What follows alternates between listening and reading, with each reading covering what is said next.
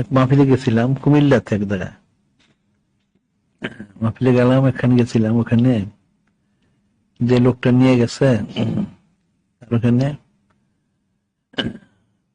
শীতকাল, শীতকালে এখন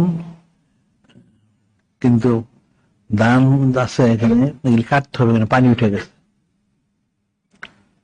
তো তারা আমরা শীতকালে পানি হয়, বর্ষা ইয়ার শীতে ঠান্ডার সময়, তখন কি করে অনেকক্ষণ পানিতে থাকতে হয়।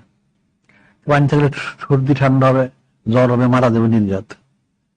কি করে, মরিচ ভর্তা দিয়ে ভাত খায়, অন্য কোনো তরকারি না, মরিচকে সরাসরি ভর্তা বানায় এটা দিয়ে ভাত খায়।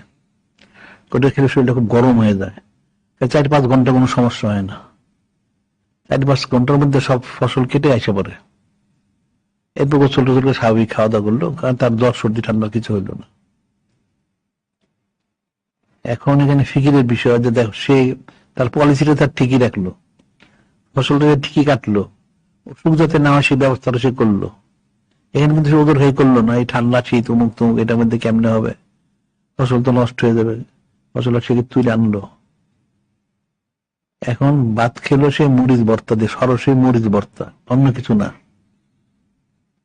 কাঁচা মরিচের ভর্তা করে খেলে শরীরটা গরম হয়ে যায় অনেক, গরম হলে পানি ঠান্ডা গায়ে অনুভব হয় না। 2-5-7 ঘন্টা থাকা যায়, ঠিকই 5-7 ঘন্টা থাকাতে করে।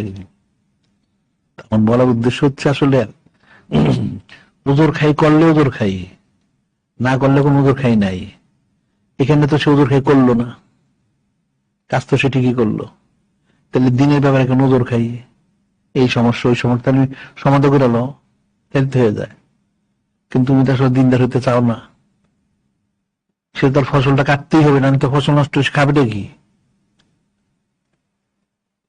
এখানে সে ওজোর খাইতে করলো না, না আমার ঠান্ডা শীত সর্দি কাশি জ্বর মুক্ত, আমি পারবো না, সে কিন্তু ঠিকই করলো।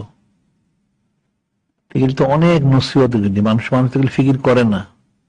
এখন যদি ঠিক দিনদারিটা সেইভাবে করতো, তাহলে সে তো উলেল হয়ে যেত। সে দিনদারি করে না, নানান সুতানা তোজোর খাই খালি।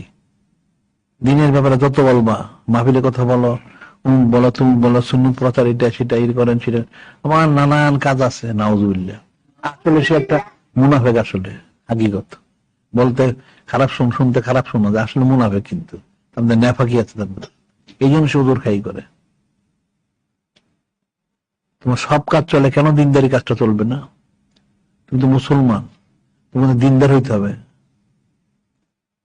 এই বিষয়গুলো তো বুঝার ফিকিরের বিষয় আছে।